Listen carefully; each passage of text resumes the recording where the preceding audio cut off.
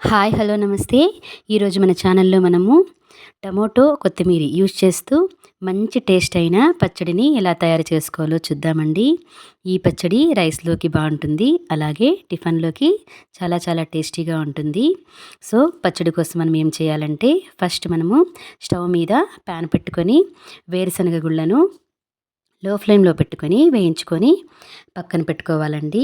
లో ఫ్లేమ్లోనే వేయించుకున్నట్లయితే మనకి వేరుశనగ గుళ్ళు అనేవి బాగా వేగిపోతాయి అన్నమాట. వేరుశనగ గుళ్ళను పక్కన పెట్టేసుకొని అదే ప్యాన్లోకి ఒక 2 టేబుల్ స్పూన్ల ఆయిల్ని కూడా వేసుకోవాలి. 2 టేబుల్ స్పూన్ల ఆయిల్ వేసుకొని అందులోనికి జీలకర్ర, అలాగే చిన్నగా కట్ చేసుకున్నటువంటి పచ్చిమిర్చిని కూడా బాగా దోరగా వేయించుకోవాలి. బాగా దోరగా వేగినటువంటి పచ్చిమిర్చిని తర్వాత అందులోనికే మనము ఒక పెద్ద కప్పు తీసుకున్నానండి. ఒక పెద్ద కప్పు కొత్తిమీరని కూడా చిన్నగా తరిగి పెట్టుకున్నాను. చిన్నగా తరిగి పెట్టుకున్న కొత్తిమీరని కూడా అందులోనికి వేసి మనము బాగా ఇందులోనే మగ్గనివ్వాలన్నమాట.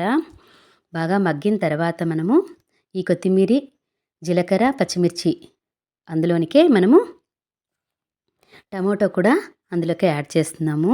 టమోటో ఒక 4 మీడియం సైజు టమోటాని కట్ చేసి పెట్టుకున్నానండి.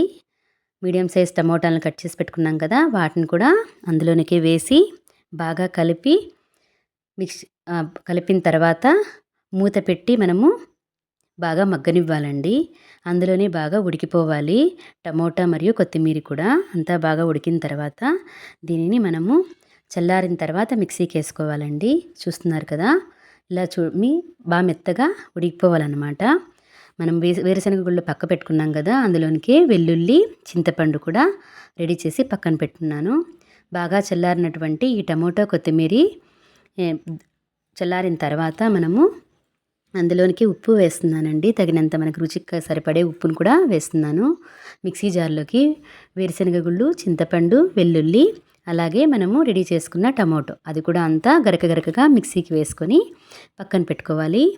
పోపు కోసం అని చెప్పేసి కడాయిలో ఒక 2 టేబుల్ స్పూన్ల ఆయిల్ వేసుకొని ఆవాలు, ఆల్రెడీ జీలకర్ర వేసాం కాబట్టి కొద్దిగా జీలకర్రను కూడా వేసి ఆవాలు, జీలకర్ర కొంచెం చిటపటలాడిన తర్వాత కరివేపాకు, ఎండుమిర్చి కూడా వేసుకోవచ్చు. తాలింపు కోసం అని చెప్పేసి రెడీ చేసి పెట్టుకున్న ఈ ఆయిల్లో మనం ఆల్రెడీ రెడీ చేసి పెట్టుకున్నాం కదా, ఆ పేస్ట్ని ఇందులో ఒక 5 నిమిషాల వరకు మనము కలిపి పెట్టి మనము సర్వ్ చేసుకోవడమే. చాలా ఈజీ అయినటువంటి కొత్తిమీర టమోటా పచ్చడి అనేది రెడీ అయిపోయిందండి. చాలా టేస్టీగా ఉంటుంది.